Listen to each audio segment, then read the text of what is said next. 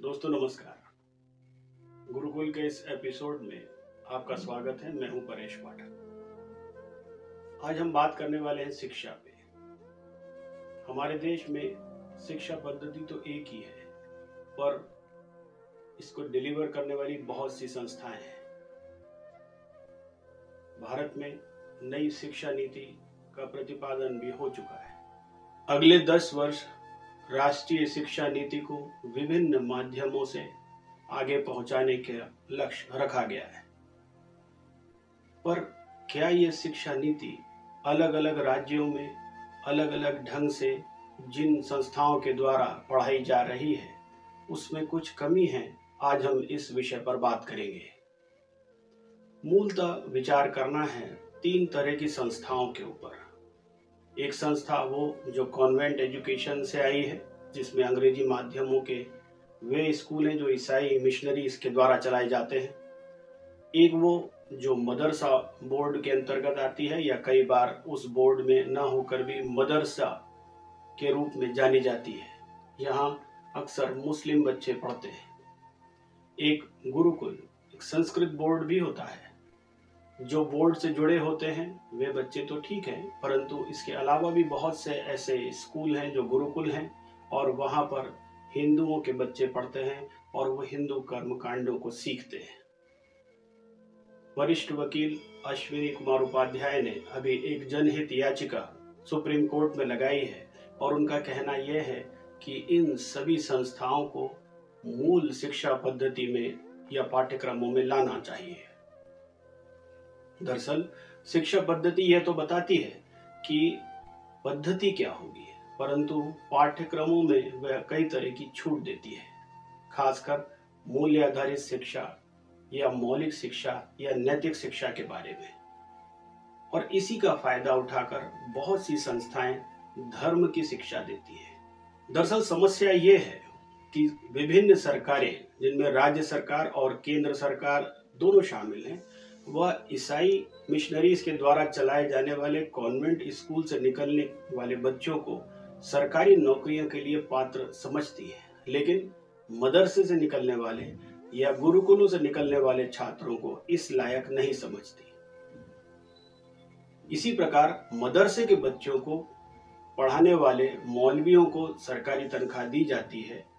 ईसाई मिशनरीज में भी तनख्वाहें दी जाती हैं। जो अंग्रेजी माध्यमों से स्कूल पढ़ते हैं उनको तमाम तरह की सुविधाएं जैसे जमीन इत्यादि दी जाती है, लेकिन गुरुकुलों को यह सुविधा प्राप्त नहीं है।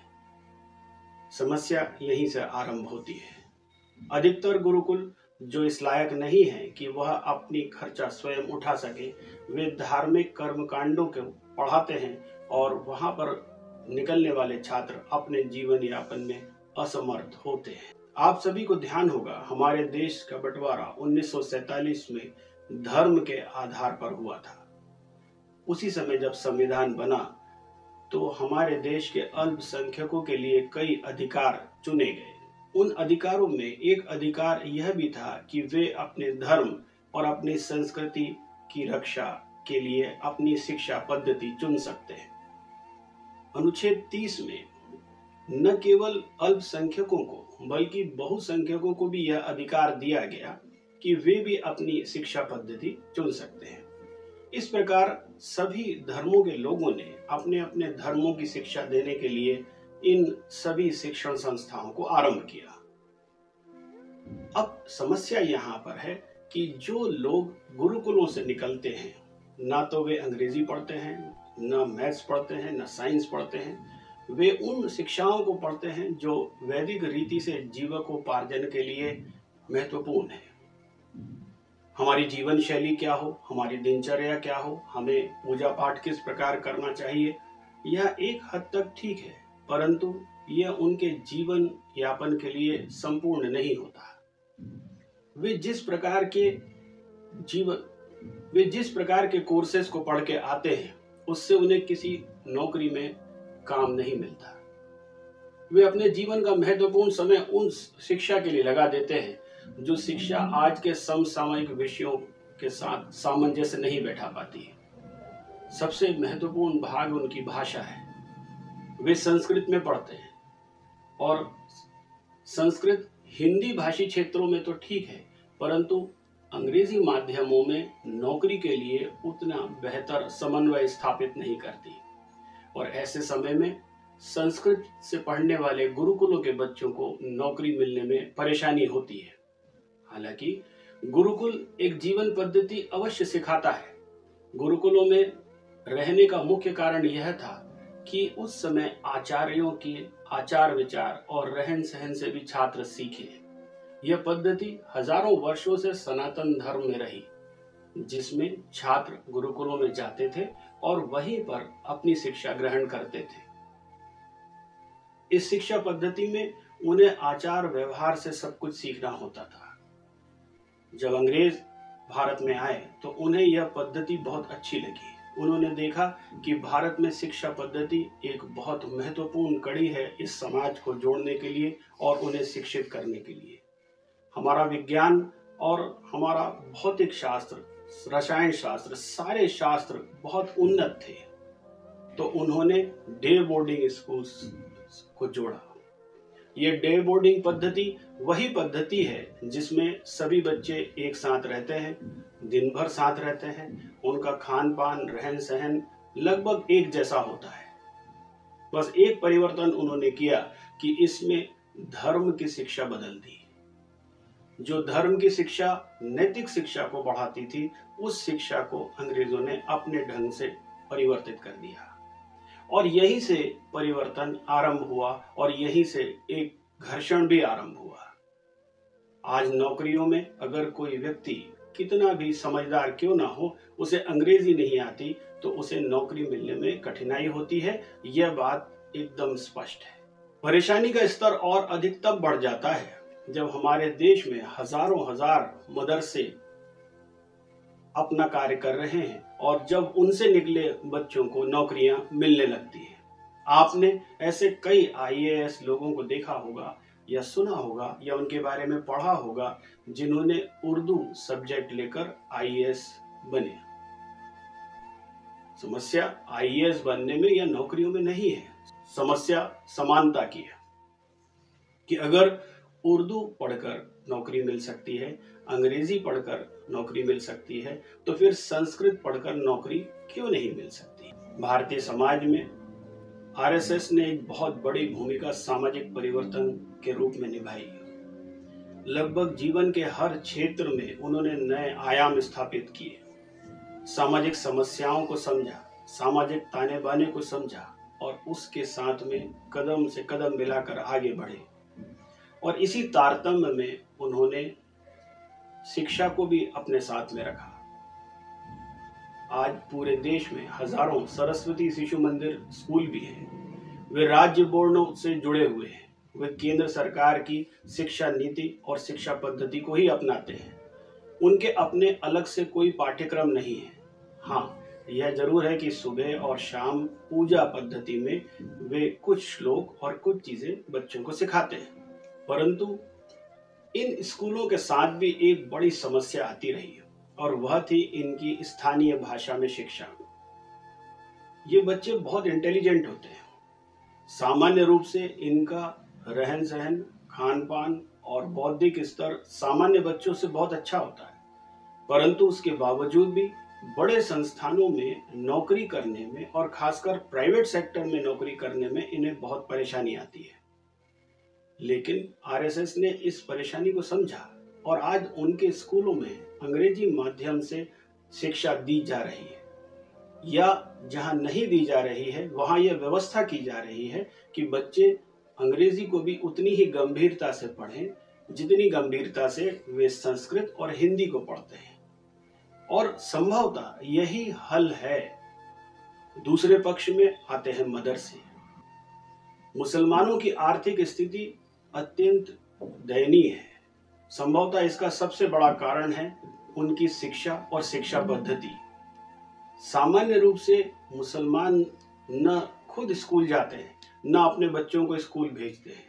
वह पूरी पीढ़ी जो इसके पहले स्कूल नहीं गई, वह आज भी प्रतिदिन 5 वक्त की नमाज तो पढ़ती है, परंतु वह अपने बच्चों को न तो स्कूल भेजती है, न उन्हें शिक्षा की इस गंभीरता के बारे में पता है। इसमें आग में घी का काम करते हैं उनके नेता। वे उसे बता देते हैं कि सरकारी नौकरियां उनके लिए नहीं है, बड़ी नौकरियां उनके लिए नहीं है, बड़ी कंपनियों में बड़े ओहदे उनके लिए नहीं है। ये सभी पर दूसरे धर्मों के लोगों ने अपना वर्चस्व बनाया हुआ है या उन्हें आरक्षित कर रखा है। ज्ञान कम होने के कारण, शिक्षा कम होने के कारण वे लोग इसे मान भी लेते हैं और वे कम उम्र में ही बच्चों को बेहतर शिक्षा की बजाय जीविकोपार्जन में लगा देते हैं और इस प्रकार यह समस्या लगातार बनी रहती है। शिक्षा के क्षेत्र में डॉक्टर महमूदुर की रिपोर्ट करीब करीब सच्चर रिपोर्ट जैसी ही है। मतलब एजुकेशन में मुसलमानों की दशा बहुत दयनीय है। महाराष्ट्र सरकार ने राज्य के सभी मदरसों को स्कूल की श्रेणी से बाहर कर दिया है। कमोबेश यही स्थिति आसाम के सभी मदरसों की है। उन सब मदरसों को अब स्कूलों में परिवर्तित किया जा रहा है। जिला प्रशासन को निर्देश दिया गया है कि मदरसों के बच्चों को आउट ऑफ स्कूल चिल्ड्रन घोषित कर दिया जाए। सरकार मानकर चलती है कि इससे मदरसे में करियर तबाह करने वाले बच्चों को मेन स्ट्रीम एजुकेशन में लाने में मदद मिलेगी। सरकार का यह भी कहना है कि मदरसों में महज मजहबी तालीम दी जाती है, इसलिए वहां पढ़ने वाले बच्चे उर्दू और शरीयत के अलावा कुछ भी नहीं जान पाते। इससे उनका सर्वांगीण विकास बाधित होता है। इस फैसले के बाद राज्य में कुल 1890 मदरसों में से 1340 मदरसे स्कूल श्रेणी से बाहर हो गए हैं। अब उन्हें सरकारी मदद भी नहीं मिलेगी। 550 मदरसों में पहले से सभी विषय पढ़ाए जाते हैं या उन्होंने विषयों को पढ़ाना मंजूर कर लिया है। संभवतः यह एक बेहतर विकल्प हो सकता है। सरकार यह भी मानती है कि जैसे गुरुकुल जो सिर्फ कर्मकांड पढ़ाते हैं, वहां के हिंदू बच्चों का विकास भी उसी प्रकार बाधित होता है जिस तरह से इन मदरसों में बच्चों का विकास बाधित हो रहा है। केंद्र सरकार का भी मानना है कि बच्चों को भाषा के रूप में बेशक संस्कृत, उर्दू, मराठी या कोई क्षेत्रीय भाषा पढ़ाई जाए, लेकिन साथ में उन्हें अंग्रेजी, मैथ्स और साइंस पढ़ना ही होगा। दरअसल विद्यालय यानी स्कूल को अरबी में मदरसा कहा जाता है। ऐसी मान्यता है कि पहला मदरसा हजरत जैद बिन अकरम ने परिसर की पहाड़ियों में खोला था, जिसे सफा कहा गया। प्रमाण तो नहीं है, मगर माना जाता है कि सफा में मोहम्मद साहब अध्यापक थे और उनके अनुयायी छात्र। 12वीं सदी के अंत में बगदाद, दमिश्क, मोसुल और अन्य मुस्लिम शहरों में मदरसे फल फूल रहे थे। भारत में मदरसे 12वीं शताब्दी में दिल्ली सल्तनत काल में शुरू हुए, लेकिन इन्हें ज्यादा शोहरत मुगल काल में ही मिली। इतिहासकारों के मुताबिक शाह वली अल्लाह के पिता शाह अब्दुल रहीम ने 17वीं सदी में दिल्ली में पहला मदरसा रहमिया खोला था। लखनऊ में 18वीं शताब्दी के आरंभ में मुल्ला निजामुद्दीन ने मदरसा फिरंगी महल शुरू किया। 1867 में देवबंद में मोहम्मद आबिद हुसैन ने मदरसा दारुल उलूम की स्थापना की, जो इस्लामी अध्यात्म में सर्वश्रेष्ठ संस्थानों में से एक है। हालांकि आज के दौर में मदरसों में केवल उर्दू और शरीयत सिखाए जाते हैं। यह तालीम बेशक मौलवी बनने के लिए ठीक है, मगर इसमें बच्चे पढ़कर, बुनकर या मजदूर ही बन सकते हैं। लिहाजा या तो मदरसों को आधुनिक कॉन्वेंट स्कूलों जैसा बनाया जाए या उन्हें बंद करके उनकी जगह बेहतर शिक्षा देने वाले स्कूल कॉलेज खोले जाएं, जिन्हें शिक्षा बोर्डों या यूनिवर्सिटी से आधिकारिक मान्यता मिली हो। मदरसे की स्कूली मान्यता खत्म करने के फैसले का दो तरह के लोग विरोध कर रहे हैं। पहले तो वे मौलवी जिनकी रोजी रोटी मदरसों से चलती है, उनका विरोध जायज भी है। दूसरे वे सियासतदान जिनकी पूरी राजनीति मुसलमान वोटों पर टिकी होती है। इनमें AIMIM के लोकसभा सदस्य असदुद्दीन ओवैसी भी शामिल हैं। सवाल उठता है कि इनका विरोध क्या जायज है, क्योंकि ओवैसी साहब खुद लंदन में पढ़े हैं। उनके बच्चे कॉन्वेंट और इंग्लिश मीडियम स्कूल्स में पढ़ रहे हैं। ओवैसी के अलावा वे लोग ज्यादा मुखर विरोध कर रहे हैं जिनके बच्चे कॉन्वेंट और विदेशी स्कूलों में ही पढ़ते रहे हैं। ये तथाकथित हितैषी चाहते हैं कि गरीबों के बच्चे मदरसे में चक्कर लगाते रहें और मैथमेटिक्स, साइंस और अंग्रेजी जैसे विषयों से वंचित रहें और अपना भविष्य चौपट कर लें, ताकि भविष्य में उनके इंजीनियर और डॉक्टर बनने की संभावना समाप्त हो जाए। अच्छी नौकरी वाले जॉब के जो मौके आए, उन्हें धनी मुसलमानों के अंग्रेजी, मैथ्स और साइंस पढ़ने वाले बच्चे लपक लें और इनका सामाजिक विकास नहीं हो, क्योंकि ये वही लोग हैं जो वोट देते हैं और भीड़ के रूप में इन नेताओं के पीछे चलते हैं। मुस्लिम समाज की बदहाली के लिए ढेर सारे कारक जिम्मेदार हो सकते हैं, लेकिन इस पिछड़ेपन के लिए मदरसा कल्चर काफी हद तक जिम्मेदार है। एक रिपोर्ट के मुताबिक ग्रामीण इलाके में 33% बच्चे उर्दू पढ़ते हैं, तो शहरों में करीब 49% बच्चों को उर्दू की तालीम दी जाती है। मदरसे में इंग्लिश पढ़ने वाले बच्चों का प्रतिशत नहीं के बराबर है। 96% बच्चे स्कूल जनरल स्टडी करते हैं। महज 4% ही तकनीकी संस्थाओं में जाते हैं। वोकेशनल कोर्सेज का परसेंटेज तो नहीं के बराबर है। इसके लिए भी मदरसों में सिलेबस को ही कसूरवार ठहराया जा सकता है।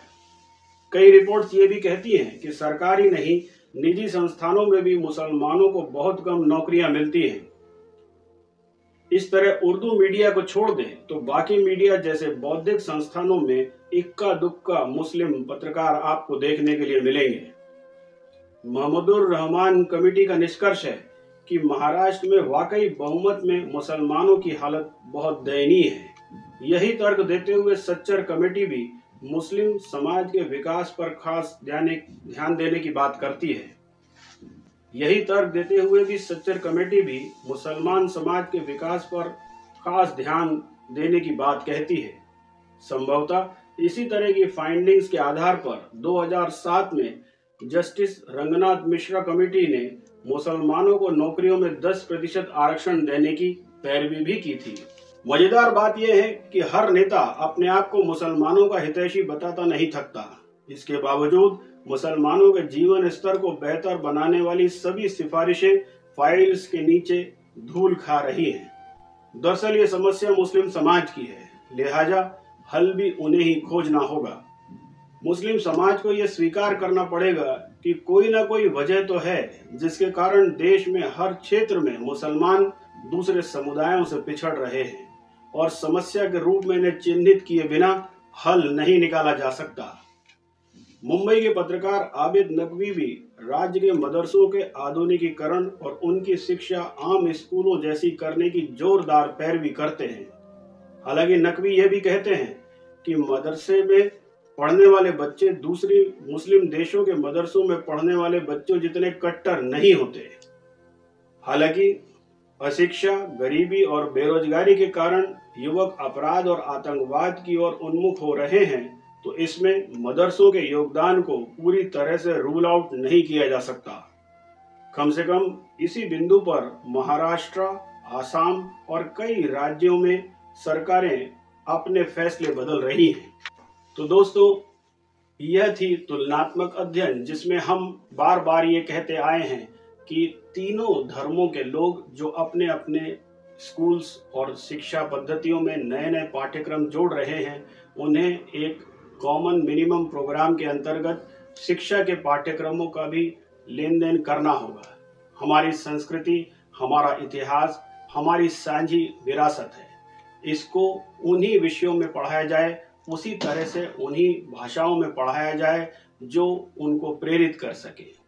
अगर हमारी शिक्षा पद्धति में कोई कमी है तो हम उसे ठीक कर सकते हैं। जिस प्रकार गुरुकुलों ने और तमाम हिंदू संगठनों ने अंग्रेजी को अपने साथ जोड़ा और अपनी भाषाई कट्टरता को आड़े नहीं आने दिया, उसी तरह से मदरसों को भी ये समझ लेना चाहिए कि अगर वे आगे बढ़ना चाहते हैं तो उन्हें भी इसी तरह के परिवर्तनों को आत्मसात करना होगा। दोस्तों, हमारी यह पहल किसी को ऊंचा या नीचा दिखाने के लिए नहीं, हम सिर्फ ये कहना चाहते हैं कि शिक्षा पद्धति राष्ट्र की है, पाठ्यक्रम आप सभी का है। अपने पाठ्यक्रमों को एक बार फिर से देखें। हर धर्म बेहतर कुछ सिखाता है, लेकिन आज राष्ट्र की चुनौतियां अलग हैं। इसमें विज्ञान को नकारा नहीं जा सकता, नए सुझावों को नकारा नहीं जा सकता। आइए हम सब बेहतर कल की ओर आगे बढ़ें और अपनी शिक्षा को बेहतर बनाएं। जय हिंद।